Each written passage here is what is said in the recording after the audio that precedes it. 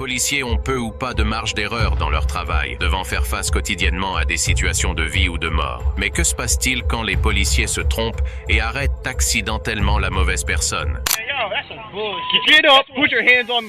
Commençons par le cas controversé de Patrick Mumford. Patrick venait juste de rentrer chez lui quand deux officiers l'ont confronté, affirmant qu'il y avait des mandats d'arrêt contre lui. Ce que les policiers n'ont pas réalisé, c'est que les mandats concernaient un homme complètement différent. Mais cela ne semblait pas les déranger. What's your name? I'm going to ask you one more time.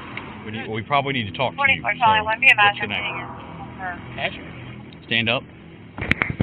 Turn around, put your hands in the car. What happened? Patrick est justement nerveux ici après avoir été soudainement confronté à plusieurs policiers, mais parvient tout de même à donner son nom aux policiers. Cependant, il décide qu'il ne le croit pas et au lieu de demander une pièce d'identité ou d'essayer de confirmer son identité de quelque manière que ce soit, il décide immédiatement de faire ceci à la place.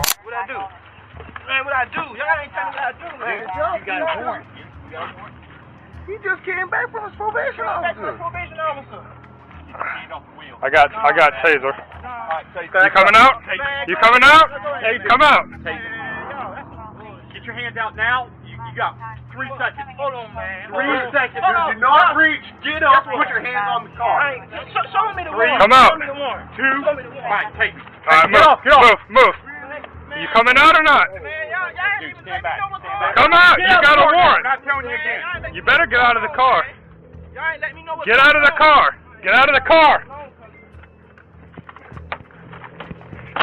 Man, y'all better leave me alone. Get out of the car. Man, y'all better leave me alone, cousin. Move, Fox, move. Il n'a fallu que 38 secondes entre le premier contact de la police et l'ordre de le taser. Selon les policiers, Patrick a eu de nombreuses opportunités raisonnables de se conformer aux ordres des officiers, mais à cause de sa résistance, ils n'ont eu d'autre choix que de l'électrocuter. Mais même après avoir été tasé et détenu, les policiers n'ont pas fini de malmener Patrick. He keeps reaching for his back.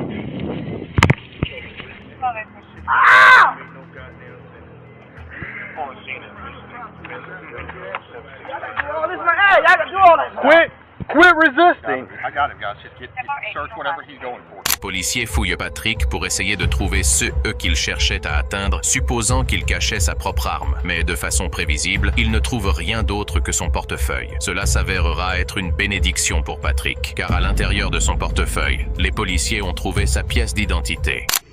I just seen this fucking lady. Patrick Mumford. This lady not gonna tell me that I got a warrant. I just seen her. Here's the deal, dude. How long I had a warrant? I don't know if you got a warrant, because you're not who I'm looking for, but here's the deal. When we ask you for ID, because you look a lot like the person we're looking for, you give us ID. And when you start this whole fighting nonsense, dude, all you had to do is give me this. But the way you came up asked me out of nowhere. Mais rappelez-vous, les policiers n'ont jamais demandé la pièce d'identité de Patrick lors de l'interaction initiale. Dans un rapport ultérieur, les policiers ont également déclaré qu'ils craignaient qu'il ne cherche à atteindre une arme lorsqu'il se déplaçait à l'arrière de la voiture. Alors pensez-vous qu'ils auraient accepté qu'il mette la main dans sa poche arrière pour prendre son portefeuille? Il n'a eu aucune chance de s'identifier correctement, mais maintenant le policier le sermonne en lui disant qu'il s'est attiré des ennuis inutilement. Et par-dessus tout, il est toujours malmené et forcé sur le capot de leur véhicule de patrouille. What's the guy name? Is there someone here to stay here that looks like you? Think about it. Hey, Jack. Yeah. Guess what he's looking for? Tell him. Who does he look a lot like? I don't know. He knows who it is. So who is it? Michael? He is not Michael. Okay, I know that now. Oh, they thought it was my son? Yes! Really? They don't even look nothing And alike? then besides that, he didn't even have picture that we got, they look exactly. Oh, wow. I'm looking at that picture. I mean, Don't they It's look not alike? far off. Okay, are we wrong? Pour mémoire, voici l'homme qu'il recherche. Il est difficile de trouver ne serait-ce qu'une seule similitude d'apparence, mais les policiers ont apparemment vu tellement de ressemblances qu'ils étaient à l'aise pour décharger une arme sur Patrick. Patrick a initialement été accusé d'obstruction et de violation de probation et était sur le point de perdre son emploi et sa position à l'université. Heureusement, une enquête interne a été lancée sur les 4 officiers présents sur les lieux et il a été conclu qu'ils n'avaient pas suivi la procédure appropriée. Les 4 officiers policiers ont été suspendus et Patrick a reçu un règlement de $100,000. Mais l'histoire de David Wiggins n'a pas une fin aussi heureuse. Il a été arrêté et forcé de sortir de son véhicule sans que la police n'y réfléchisse à deux fois. Mais ils n'ont pas réalisé qu'il était lui aussi le mauvais gars. Hands out the window! Take your right hand, open the door. Get on the ground. On the ground. Did you just run from me? It's okay? All right, put your hands behind your back. David a été menotté et laissé au sol sous la menace d'une arme après que les policiers l'aient confondu avec un suspect. Apparemment, le gars qu'ils recherchaient venait de les fuir dans une voiture similaire avec une plaque d'immatriculation similaire et les policiers ont arrêté David en supposant que c'était le même véhicule. C'est une erreur compréhensible, mais en réalité, les policiers auraient dû vérifier la plaque dès qu'ils ont perdu de vue le véhicule. Au lieu de cela, ils ont décidé d'attendre que David soit au sol, menotté et sous la menace d'une arme avant même d'essayer de confirmer qu'il était leur homme. Since you give me that tag. Comes back to a 2016 Dodge Challenger, last name Green. It's not a Hammer. It's clear. This ain't even him. Yeah, you good. You're good. That's scary. You got almost the same tag, same car. He must have passed you going through. You good? Good. All right. You have a good one, okay? I'm sorry about that. David n'a reçu guère plus qu'une excuse pour toute cette épreuve et a été renvoyé après avoir été correctement identifié comme n'étant pas le bon gars. Mais cela n'était pas suffisant pour David et en juillet 2023, il a décidé de porter plainte contre la ville de Marion, alléguant une négligence grave, des agressions civiles, des coups et blessures et une séquestration illégale. Dans la plainte, David allègue qu'il a été contraint d'endurer 3 minutes menotté au sol avec une arme pointée sur sa tête, ne sachant pas si la seconde suivante serait sa dernière. Il note également que les excuses étaient une moquerie. Au moment de la mise en ligne de cette vidéo, l'affaire est toujours en cours. Cependant, lorsque ce policier en Floride a été confronté à la même situation, il a réussi à montrer exactement comment on devrait gérer cela. Dans le comté de Volusia, un policier recherchait un cambrioleur lorsqu'il est tombé sur Joseph Griffin, un homme qui, selon lui, correspondait parfaitement à la description. There is a burglary that happened. You kind of fit the description. Let me just make sure that you're not him, okay? All right. I'm a vet. I have my ID. Okay. Can I see your ID? Yeah. You literally, they said white tank top, black shorts, and they said that you had a beard. All right. So I'm not saying it's you, but it was a black male. Again, not saying it's you, buddy. Ce policier est évidemment conscient de la difficulté de cette interaction, surtout s'il s'avère qu'il ne s'agit pas de la personne qu'il recherche. Il l'aborde donc poliment et tente de résoudre la situation plutôt que de l'aggraver. Bear with me, okay? Because you fit the description. I'm not saying you're guilty, but my sergeant's telling me to detain you. That's my sergeant. I got you. I just had a daughter born 2 days ago, so I just have this on live. It's live? I'm not Do you mind setting it down here? Just for now, I'm gonna detain you. Look, you're not under arrest. I'm detaining you right now because you fit the description, okay? Just hang tight for me, okay, buddy? Joseph informe respectueusement le policier qu'il diffuse en direct l'interaction pour sa propre sécurité avant d'être détenu. On lui dit également qu'il n'est pas en état d'arrestation et qu'il n'est accusé de rien. Ils veulent simplement ne pas lui donner l'opportunité de s'enfuir s'il s'avère être le suspect. We're not saying it's you, but you fit the description. That's why I'm detaining you. If it's not you, we're gonna cut you loose and you're free to go, okay? But I just want you to see through us why, 7 cop cars, so hey, everything going on is just a little bit scary. Yep. This is it was a burglary. It's a burglary. It's serious. It's not a joke. You got these guys that are getting ready to go home, and we're coming in, so that's why you have so many. Les policiers font de leur mieux pour mettre Joseph à l'aise, mais vous pouvez toujours imaginer à quel point cette situation serait stressante. Il fait un bon travail en restant respectueux et composé, mais on peut définitivement dire qu'il est nerveux. I'm not trying to get shot over this. Seriously, do you really think we want to be out here killing people? Do you honestly think that? I'm a military police. Like I said, brother, I've been in the same boat. Après seulement 10 minutes d'attente, ils reçoivent des nouvelles du témoin qui vient de recevoir une photo de Joseph. So good news for you. The witness is saying that the clothes you're wearing and all that doesn't fit the description. It's called a show up. So we got a picture.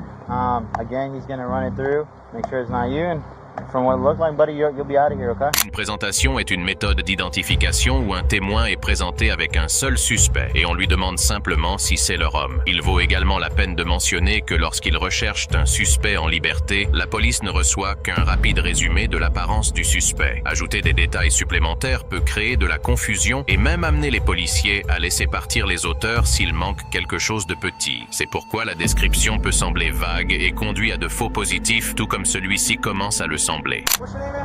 Joseph. Joseph? Hey, man, listen, Jake. Just want to say thank you for keeping a cool, good demeanor.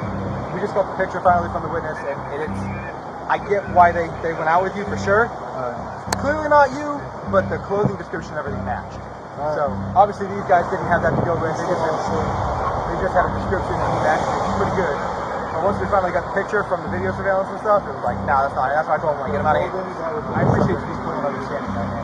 Juste comme ça, Joseph a été renvoyé auprès de sa femme et de sa fille sans aucune autre action prise contre quiconque sur les lieux. Plus tard, ce jour-là, le suspect a été trouvé et arrêté. Les deux cas dans cette vidéo jusqu'à présent ont impliqué des crimes relativement inoffensifs. Mais tout est sur le point de changer dans ce prochain cas où un homme est faussement accusé d'avoir braqué une banque et tiré sur un homme à la tête. You're not gonna tell me how to talk, all right? You shut your fucking motherfucking mouth! Aux premières heures du 23 avril 2022, la police de Grand Junction a reçu un appel téléphonique effrayant. 911, what's the address of your emergency? 704 Horizon Drive. I heard gunshots outside on Horizon Drive within a minute ago. How many did you hear? Probably 4 or 5. Plus tard dans la matinée, la police a reçu un deuxième appel d'un hôpital voisin les informant d'un patient qui était entré par lui-même avec une blessure par balle à la tête. Il a été déterminé qu'il avait été blessé sur Horizon Drive, la même rue où les coups de feu avaient été entendus à 3 heures du matin. Quelques heures plus tard, un homme nommé Iron s'est rendu à la station-service pour faire le plein de fournitures pour un événement de tir qu'il devait assister ce jour-là. Malheureusement pour lui, la station-service était également située sur Horizon Drive. I went to a gas station this morning to grab some stuff, and they were saying there was a shooting at 3 o'clock in the morning. So they have traffic blocked going out on the 70. So we might want to look to see if that's going to impact our route. Aaron ne savait pas que la circulation serait le moindre de ses soucis ce jour-là. Après s'être arrêté à la station-service, il retourne à son hôtel pour charger son téléphone. En chemin, il manque une sortie, alors il utilise son clignotant pour faire un demi-tour devant le barrage de police. Il se gare pendant 5 minutes pour charger son téléphone, attend que son ami arrive dans sa voiture, puis s'arrête à une autre station-service pour attendre que ses autres amis arrivent. C'est à ce moment qu'Aaron est approché par la police. Can I help you? Yeah. Would you mind rolling down your window real quick? No. What do you need? I need you to identify yourself. No, why? Because All right. you're leaving the area Hold on. where a shooting occurred. Okay, well, can you please roll down your window more so I can talk to you? No. What do you need? All right, well, I need to identify you. No, you do not. My name is Officer Posadas with the Grand Junction Police Department. And this is my corporal right here. This is Corporal Church as well. Okay. All right, so I need you to identify yourself. No, that's not how it works. I have rights as an American citizen, right? Ce qu'Aaron dit est complètement vrai et il est tout à fait dans son droit de refuser de s'identifier. Cependant, cela ne signifie pas nécessairement que c'est toujours la meilleure idée. Quoi qu'il en soit, dans cette situation, Aaron souhaite clairement exercer ce droit, ce qui ne plaît pas vraiment aux policiers. C'est à ce moment que les choses commencent à s'intensifier rapidement. You do not have articulable suspicion that I've done anything. I actually do. What crime do you suspect me of committing? Possible attempted homicide. You suspect me, actual me, of committing possible attempted homicide. Well, your cooperative behavior right now does not help your cause. No, I've done absolutely nothing. I pulled into a gas station because my friends are here, because we're going to... Keep an eye, they're associated. À ce stade, le caporal Church se dirige vers les amis d'Aaron où il découvre que son nom est effectivement Aaron et qu'il correspond à l'enregistrement du véhicule. Pendant ce temps, l'officier Posadas tente d'éclaircir un peu plus pourquoi Aaron est désigné comme suspect. You're leaving the area of a crime with a similar colored vehicle, similar nature to the description.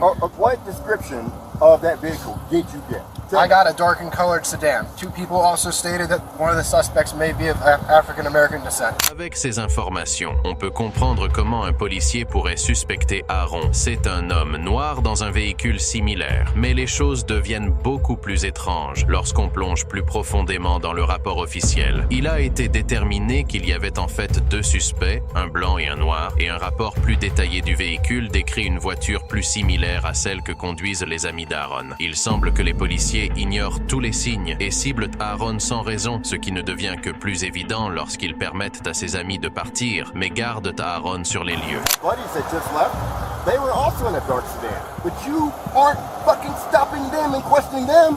Okay, well, I'm sorry. Nope. Sorry that you Shut feel your that way. fucking mouth. I don't want to fucking talk. You're not going to tell me how to talk, all right? You shut your fucking motherfucking mouth. Corporal, come up here. It's not working. He's currently recording on his phone, but he's highly uncooperative with me, screaming and yelling at me. Told him that his vehicle matches the description, gave him blah, blah, blah. He's very upset right now. Why are you not cooperative? Because I don't have to be cooperative with your investigation. Well, you have to ID yourself. Right? No, I do not. Tell me why I have to ID. Well, Colorado state law says you do. I want you to explain why me as a person, have to ID to you. Colorado state law says you do. Les policiers continuent de demander le nom d'Aaron, malgré le fait que ses amis le leur aient déjà dit et qu'ils aient réalisé qu'il correspondait au nom sur le véhicule. Mais peut-être que la partie la plus drôle de toute cette interaction est ce qui se passe lorsqu'Aaron demande à son tour le nom du sergent. What's your name and your badge number? What's your name and your badge number? Well, I'm not going to give that to you. You have to. No. Yes, you do. No. You are a public servant. I'm asking for your name and badge number. You also have to give me your name. No, I do not. Okay. So you wanted me to explain to you why I'm asking for you to identify yourself? Yes. Because we had an incident happen here? Wait, hold on. First, okay. please give me your name and your badge. Okay. Well, no, I won't give you that right now. What do you mean you won't? This is the most ridiculous thing So, I've ever I'm telling you. Il est important de noter que le département de police de Grand Junction exige que les policiers s'identifient sur demande, mais le sergent a plus tard affirmé qu'il avait simplement oublié. Aaron n'a jamais été informé de la raison pour laquelle ils l'ont ciblé si directement sur les lieux, mais dans le rapport de police officiel, les policiers disent que la raison pour laquelle ils soupçonnaient Aaron était à cause du demi-tour qu'il avait fait. Rappelez-vous, il avait simplement manqué sa sortie vers l'hôtel et la route devant lui était fermée, ne lui laissant nulle part où aller. Ils ont également allégué qu'il n'avait pas utilisé de clignotant pour la manœuvre, ce qui peut facilement être démenti en écoutant les images de la caméra de bord d'Aaron.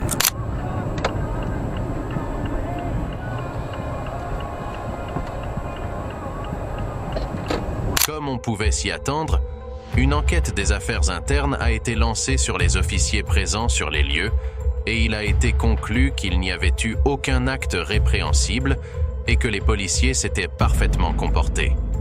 Aaron a depuis lancé sa propre poursuite contre le département de police de Grand Junction, mais au moment de la mise en ligne de cette vidéo, l'enquête est toujours en cours. Consultez la chaîne d'Aaron, dont le lien est ci-dessous, pour des mises à jour sur la situation.